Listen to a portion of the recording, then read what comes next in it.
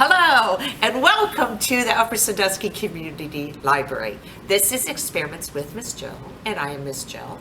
Miss Crystal is the one that's doing the videotaping, so I thank her for doing that. With the last couple experiments, we have been talking about air. We have air all around us. You cannot see it, but it's really there.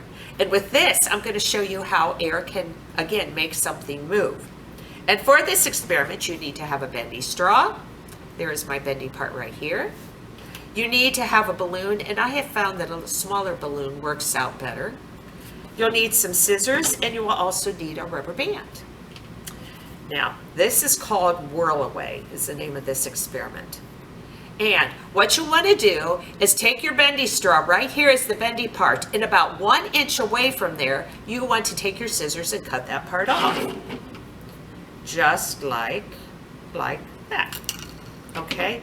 This part you can just go ahead and use it for something else. We don't need that. Then what you need to do is make sure you'll be able to blow up your balloon. So kind of pull it apart a little bit, okay? Loosen it up. Then they said to put your balloon on the end of that shorter part. So I'm going to put it here, but look what happens when you try to blow on it. It just comes right off. And you want it to stay there. Somebody had suggested that you put tape around it, which you could probably do that, but I just happen to have a rubber band. Now my rubber bands, for some reason, I have really big rubber bands. So you'll have to wrap it around quite a few times. Some of yours may be smaller, and that would be easier. But this is what I happen to have at home, so this is what I'm going to use. And like I said, this experiment is really, really neat.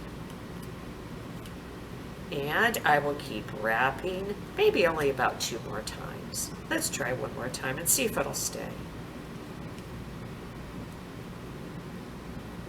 Oh, I better do it again.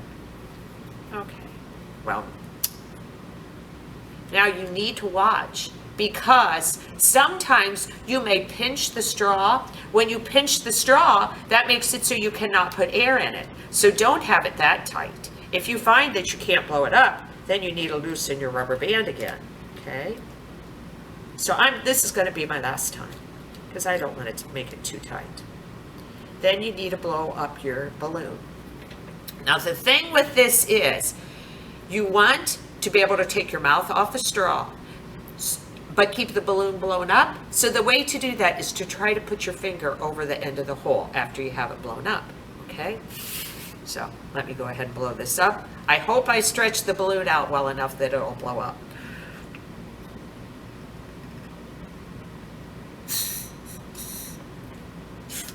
There! Phew! That was a hard one to blow up. Okay, now what you want to do is bend your straw and let go with your thumb and watch what happens. Whoops! Usually it will spin around, but you know what I noticed with this balloon? I may have to pull out another one. What I noticed with this balloon, it was more pear-shaped rather than round.